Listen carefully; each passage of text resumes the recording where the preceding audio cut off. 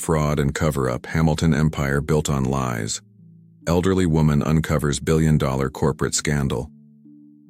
But it was the stock ticker that caused genuine panic. Hamilton Enterprises shares were plummeting. Trading would be suspended within minutes. Pierce looked up to find Margaret Chen standing in the doorway, flanked by Elena Martinez and a team of SEC investigators. "This emergency board meeting is now in session," Elena announced, her judicial authority filling the room. "Though I believe some positions are about to become vacant." Across the city, the plan unfolded with precision. James Washington coordinated with journalists, feeding them documents at strategic intervals. Michael Chen, now fully aware of his mother's role in corporate history, provided medical records proving his mother's full mental competency. But the real masterstroke was what happened next. Margaret stepped forward, her voice clear and strong. Elizabeth Hamilton Patterson left more than evidence. She left a plan to transform Hamilton Enterprises into something unprecedented. She unveiled Elizabeth's final vision, converting the corporation into a worker-owned enterprise, with significant resources dedicated to elderly care and education. The carefully hidden offshore accounts would fund a foundation supporting immigrant families and medical students committed to serving underserved communities. "You can't do this," Pierce sputtered.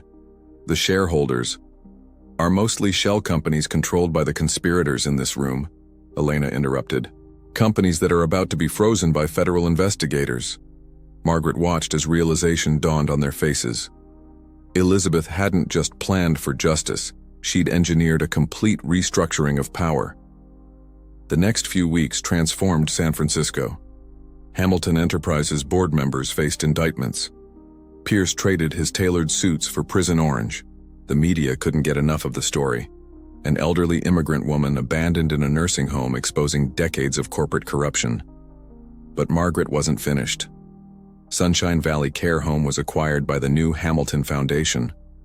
Under James's supervision as the new administrator, it became a model of compassionate elder care. Barbara Williams's children were shocked to receive invitations to weekly family therapy sessions. Mrs. Rodriguez's art classes became a community highlight. Michael threw himself into establishing free medical clinics in underserved neighborhoods. Crystal filed for divorce, unable to adapt to her husband's new focus on social justice over social climbing. One morning, 6 months after the takeover, Margaret sat in the transformed Sunshine Valley garden with Elena and James, sharing tea in her mother's antique cups. Elizabeth would be proud. Elena